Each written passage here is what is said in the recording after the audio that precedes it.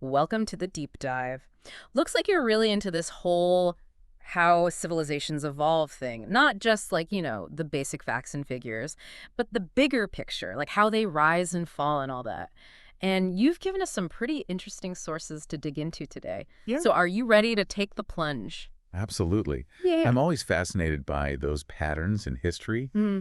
and, what they might mean for us today. Well, let's jump right in then. I gotta say, the first thing that really struck me was this whole idea of applying the scientific method to history. Uh-huh. At first, I was like, really? Is that even possible? I mean, history's so messy, right? So many different points of view, so many interpretations. Right. How can we approach it like, I don't know, like studying a quartz crystal or something? That's a great question. Hmm. And it's one that historians have been wrestling with, well, forever, really. Yeah. You're right. History is all about people, their actions, their ideas.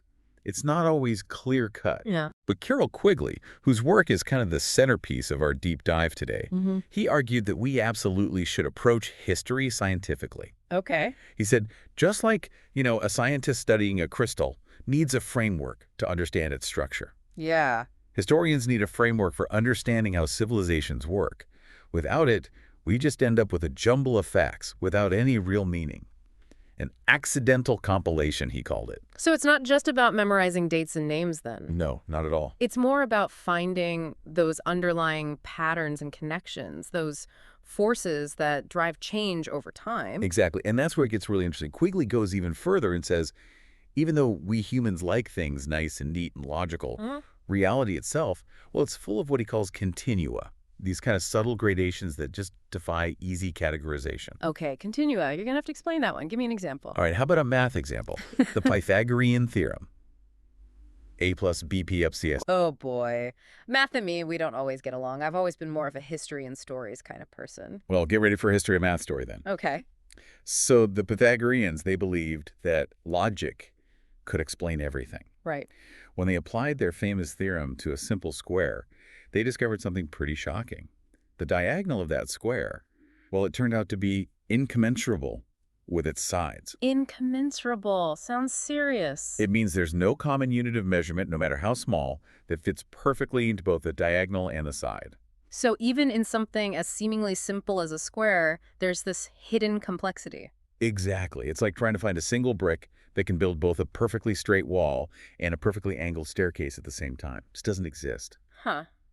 So even in basic geometry, there's this irrational element that we can't perfectly capture with logic. Precisely. And it totally threw the Pythagoreans for a loop Hmm. because they realized, wait a minute, there are some aspects of reality that are just beyond the reach of pure reason. Wow. Mind-blowing. Okay, I'm starting to see where you're going with this. But how does this whole continua thing apply to history? Well, Quigley argues that these continuas are everywhere in history, from political systems to the reasons people do what they do.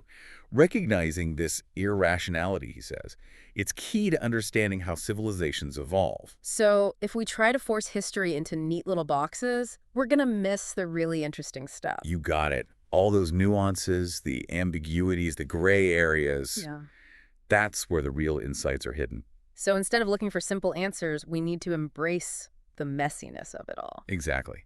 And that brings us to another key idea in Quigley's work, Hmm. the idea of civilizations as organisms. Okay, civilizations as organisms, I've heard that before. Right. But what does that actually mean?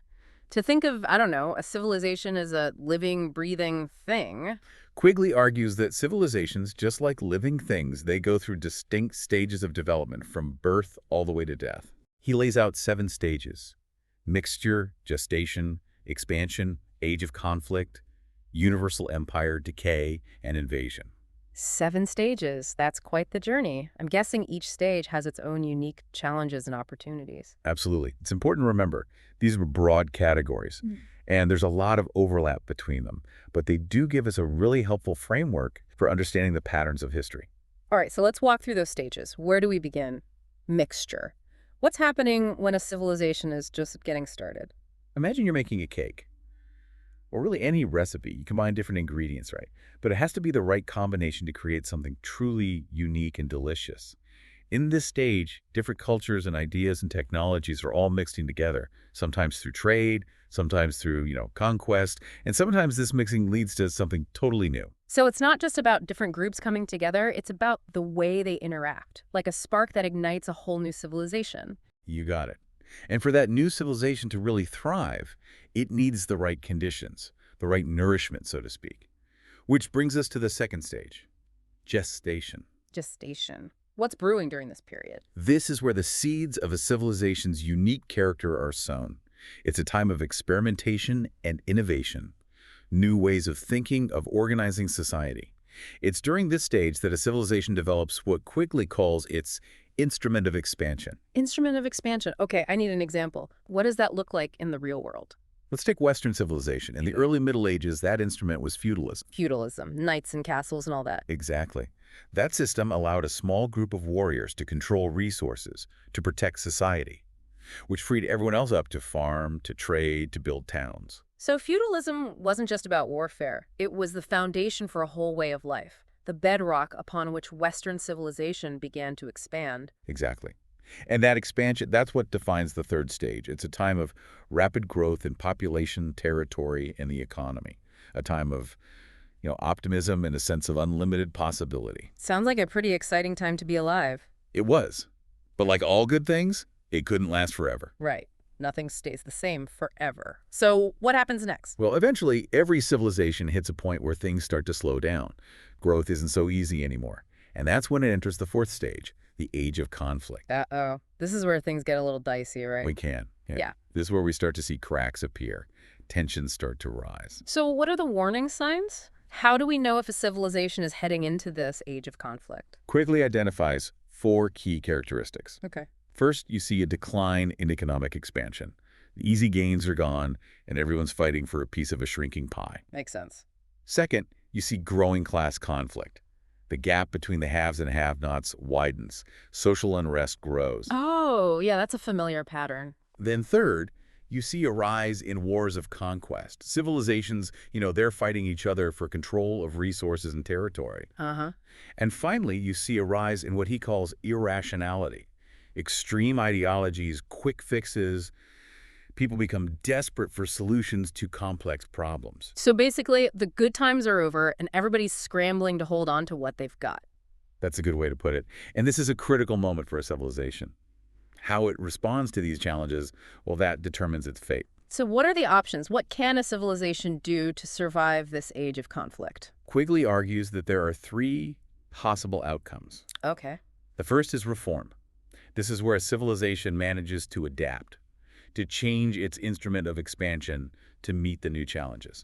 Like societies adapting to, say, new technology. Exactly. The second is what he calls circumvention. This is where a new instrument of expansion emerges alongside the old one, allowing the civilization to continue expanding, but in new ways. So maybe they find a way to evolve, to incorporate new ideas and approaches, to have their cake and eat it too. You could say that. But then there's the third outcome, the most dangerous one, reaction. This is where a civilization fails to adapt, where the age of conflict leads to, well, its eventual collapse. So it's like a crossroads, reform, circumvention, or reaction, each path leading to a very different destiny. Exactly. So where does Western civilization fit into all of this? Are we in an age of conflict right now? I mean, it kind of feels like it sometimes. And if so, which path are we on? Those are the million-dollar questions, and they deserve a deep dive all on their own.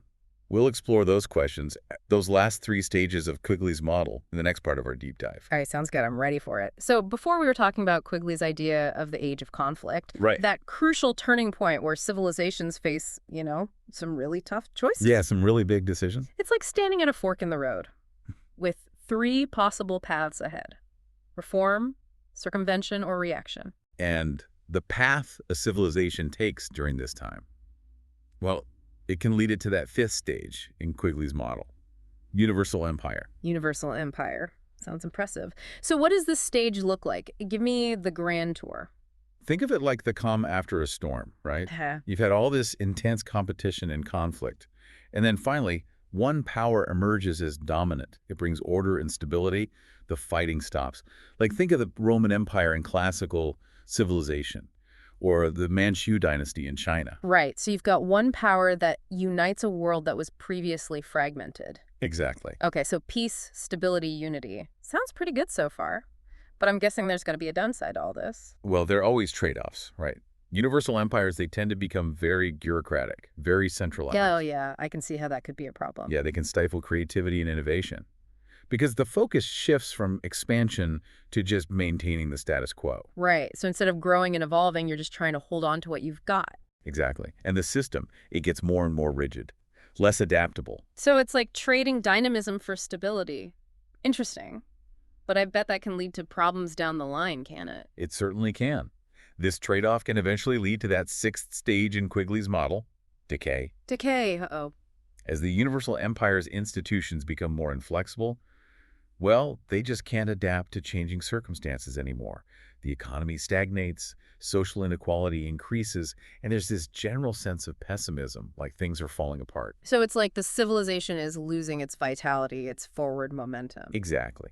And that loss of vitality makes it vulnerable to the final stage, Yeah, invasion. here come the barbarians, right? Not always barbarians in the literal sense. Yeah. But yeah, the civilization that's in decay, well, it's ripe for the picking. It could be conquered by an outside force, or it could just crumble from within. Its internal contradictions become too much to bear. So let's get back to that big question from before. Where does Western civilization fit into all of this? Are we in an age of conflict right now? I mean, it kind of feels like it. Or are we already showing signs of decay? Maybe we're even facing some kind of invasion. Well, those are some big questions, and I don't think anyone has all the answers. Mm-hmm. But Quigley, he offers some really insightful perspectives. He argued that Western civilization has a unique strength, a sort of, well, a secret sauce that has allowed it to thrive for so long. He calls it the Western tradition. The Western tradition, tell me more. What's in this secret sauce? It's this belief that truth unfolds over time through a communal process, dialogue, debate, the constant challenging of existing ideas. It's this understanding that knowledge is always evolving. We're always building upon what those who came before us discovered. So it's not about clinging to rigid dogma. It's about being open to new ideas, being willing to change our minds when presented with new evidence. Exactly. And Quigley, he saw this as a key strength of Western civilization, this adaptability, this ability to, evolve and self-correct. He points to the triumph of Thomas Aquinas's moderate realism over the more dualistic Platonism back in the 13th century. Aquinas's synthesis, this idea that both the material and the spiritual are real, it helped pave the way for the scientific revolution and the Enlightenment. So it was a victory for moderation, for a more nuanced perspective. It was. But Quigley also warned us that this tradition, it's under threat. He was worried about the rise of excessive materialism and individualism.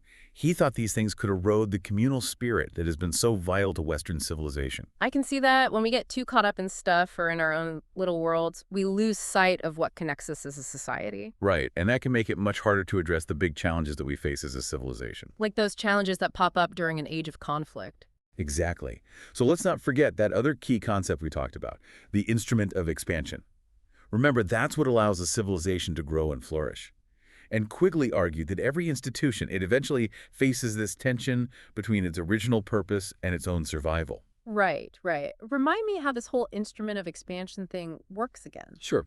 So every successful institution, whether it's a military, a university, a government, even a whole civilization, it starts with a core purpose, a mission. But over time, as the institution gets bigger, more powerful, there's this tendency to shift focus. They become more concerned with just protecting their own power, ensuring their own survival. So they start to prioritize self-preservation over serving their original mission. That sounds like a recipe for trouble. It can be. And Quigley gives some really interesting examples. Like, he talks about the Roman legions. They were this incredibly powerful fighting force, but over time, they became too rigid. They couldn't adapt to new technologies, new ways of fighting. So they couldn't keep up with the times. Right. And that contributed to the decline of the Roman Empire. And here's another interesting example he uses. College football. Wait, college football, what does that have to do with the fall of empires? Well, think about it. College football started out as this casual, recreational activity for students. Right. But over time, it evolves into this huge business. Television contracts, merchandise, millions of dollars at stake. And as the money got bigger, well, the focus shifted away from the students. away from the love of the game. It became more about winning at all costs. Exactly. And that's the danger for any institution, whether it's a sport, a university, or a whole civilization. When self-preservation becomes the primary goal, it can stifle creativity, lead to corruption, and ultimately it can make the institution less effective. So, to bring it back to our deep dive, are there any institutions in Western society today that are showing these kinds of signs? Institutions that are more worried about protecting themselves than serving their original purpose? That's a fantastic question, and one that I think we need to explore a little further. That's a fantastic question, and one that I think we need to explore a little further. It's a question that gets right to the heart of, where we are as a civilization and where we might be headed. Yeah, I mean, it's a bit unsettling to think about, right? Like, if whole civilizations can go through these stages of growth and decline, could the same thing be happening on a smaller scale? Within our own society, could there be institutions that were once dynamic and innovative, but, over time have become kind of stuck in their ways, resistant to change? It's definitely a possibility. Yeah. And Quigley's model, even though, he wrote this stuff decades ago, it can still give us some really valuable insights into how this might be playing out today. Remember that Western tradition we were talking about? Yeah, the one with that core belief in the communal pursuit of truth, that willingness to adapt and evolve. Right. Well, Quigley, he saw this as both a strength and a potential vulnerability. He believed that this adaptability, this willingness to change and to learn from our mistakes, it's what's allowed Western civilization to be so successful. But he also warned that this tradition is under threat. So what did he see as the biggest threats to this Western tradition? He was really concerned about what he saw as the rise of excessive materialism and individualism. Yeah. He argued that when people become too focused on stuff or on their own personal gain, they start to lose that sense of shared purpose, that sense of community that has been so essential to Western civilization. It's like we get so caught up in our own little worlds that we forget about the bigger picture. Right. We forget that we're all in this together. Exactly. And when that happens, it makes it much harder to deal with those big challenges that inevitably arise, like the ones we were talking about earlier, the ones that pop up during an age of conflict. Because we're not unified anymore. We're not working together towards a common goal. Exactly. It's a delicate balance, right? We need to encourage individual initiative and creativity. That's what drives progress. But we also need to remember that we're part of something bigger than ourselves. We need to cultivate that sense of responsibility to the community, to the common good. So where do we go from here? How do we find that balance between individual freedom and collective responsibility? How do we make sure that our institutions, the building blocks of our society, stay focused on their original missions? Those are the big questions, aren't they? And I don't think there's any easy answers. But I think the first step is simply being aware of these patterns, understanding those historical forces that have shaped civilizations in the past. And that's what makes these deep dives so valuable. By exploring these ideas, we're starting to ask those tough questions. We're starting to think critically about the world around us and to consider different perspectives. Yeah, and it's not all doom and gloom either, right? Yeah. I mean, learning about all this, it makes me feel more empowered. Like we have the potential to learn from the past and to actually shape a better future. Absolutely. The future isn't set in stone. We have the power to make choices. And understanding these historical patterns can help us make more informed decisions. Well said. Well, listeners, we've reached the end of our deep dive today. But remember, curiosity is the engine of progress. Keep asking those questions. Keep exploring. Keep challenging the status quo. The future is ours to create.